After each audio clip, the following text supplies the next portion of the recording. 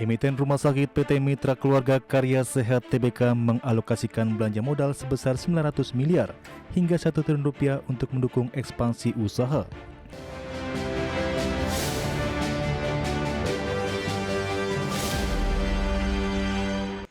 Pemirsa, Mitra Rumah Sakit PT Mitra Keluarga Karya Sehat Tbk mengalokasikan belanja modal sebesar 900 miliar hingga 1 triliun rupiah pada tahun 2026. Di mana alokasi CAPEX tersebut akan difokuskan untuk pengembangan rumah sakit baru serta peningkatan fasilitas di rumah sakit existing. Emiten Rumah Sakit PT Mitra Keluarga Karya Sehat Tbk mengalokasikan belanja modal sebesar 900 miliar hingga 1 triliun rupiah untuk mendukung ekspansi usaha, di mana alokasi CAPEX tersebut akan difokuskan pada pengembangan rumah sakit baru serta peningkatan fasilitas di rumah sakit existing.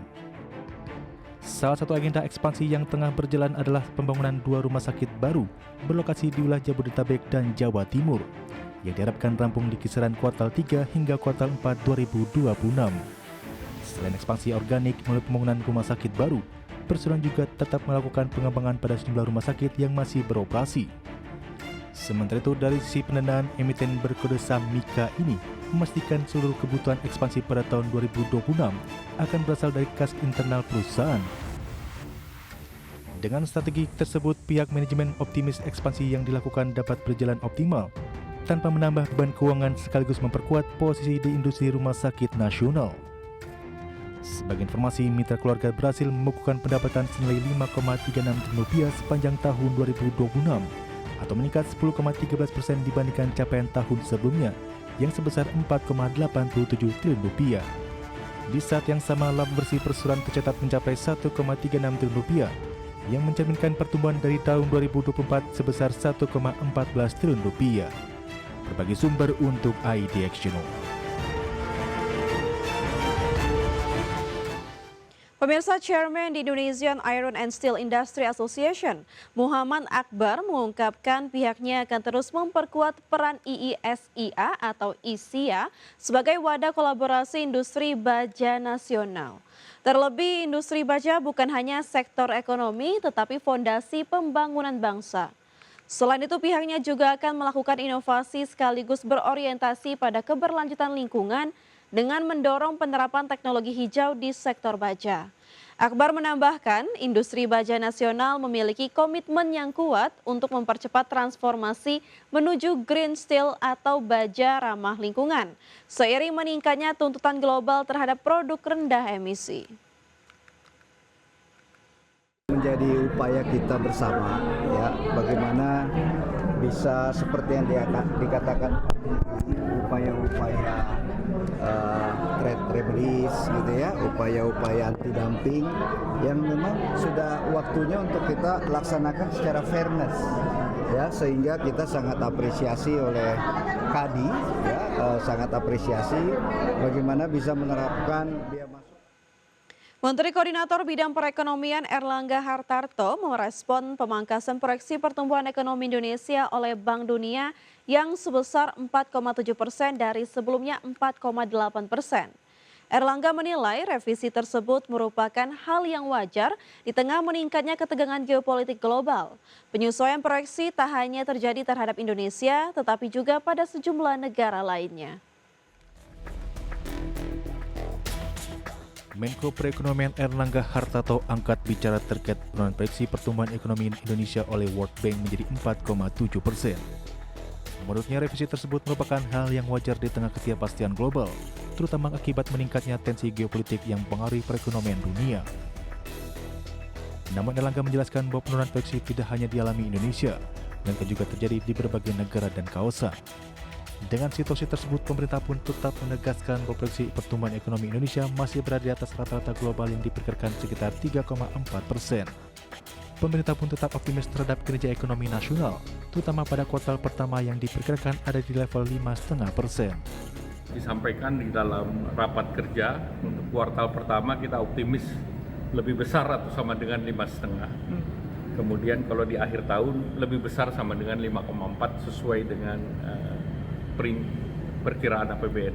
Semua ini masih tergantung daripada kondisi geopolitik masih stabil atau tidak. Yang sekarang kan dalam kondisi perang dan 2 minggu lagi tentu akan ada dinamika. Jadi selama ini kita terus saja mengadjust terhadap dinamika yang ada. Airlangga menambahkan bahwa Indonesia kerap mencatatkan realisasi ekonomi yang lebih baik dibandingkan prediksi lembaga internasional, sehingga target pertumbuhan ekonomi tahun ini masih berada di kisarannya. Dari Jakarta, Raharjo Patmo, Tim Liputan IDX Channel. Kembali bersama kami pemirsa, emiten produsen laptop PT Zerexindo Mandiri Buana Tbk memandang prospek produk elektronik masih menantang di sepanjang tahun 2026. Hal ini terjadi seiring ketidakpastian geopolitik global yang masih memanas dalam beberapa pekan terakhir. Corporate Secretary PT Zerexindo Mandiri Buana Tbk, Evan Jordan, menyampaikan bahwa konflik di kawasan Timur Tengah turut mempengaruhi rantai pasok termasuk dan biaya logistik. Dengan harga komponen elektronik global yang juga melonjak, pihak manajemen menerapkan pendekatan bisnis yang lebih konservatif pada tahun ini. Di sisi lain, emiten berkode saham ZYRX juga memandang momentum tersebut sebagai kesempatan untuk meningkatkan penetrasi pasar internasional, khususnya ke pasar negara-negara berkembang yang masih membutuhkan perangkat komputasi dengan harga kompetitif. Sebelumnya pada tahun lalu, penjualan perusahaan masih didominasi pasar lokal yang berkontribusi 1,04 triliun rupiah.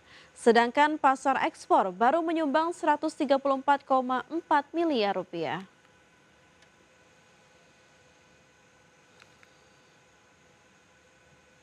Emiten perhotelan PT Davam Properti Indonesia Tbk memasang target pertumbuhan kinerja moderat pada tahun 2026. Di mana proyeksi ini seiring dengan tekanan kenaikan harga tiket pesawat akibat mahalnya aftur dan full surcharge yang dapat memicu penurunan tingkat okupansi kamar hotel. Sekretaris Perusahaan PT Davam Properti Indonesia Tbk, Sofiadi Noratman, menyampaikan bahwa secara keseluruhan outlook industri perhotelan tahun ini masih tergolong optimistis meski dengan pendekatan yang lebih hati-hati dengan menargetkan tingkat okupansi hotel berada di kisaran 65 hingga 70% pada 2026 serta target capaian pendapatan dipatok di level 70 sampai 75% dengan proyeksi laba kotor sekitar 35 hingga 40%. Adapun guna menjaga kinerja tetap resilien, emiten berkode saham DFAM juga menyiapkan sejumlah langkah mitigasi jika tekanan dari mahalnya tiket pesawat berlanjut lebih panjang. Di mana langkah mitigasi utama yang disiapkan antara lain memperkuat pasar lokal dan drive market, mengoptimalkan segmen non-leisure, menerapkan pricing yang adaptif, serta meningkatkan efisiensi operasional.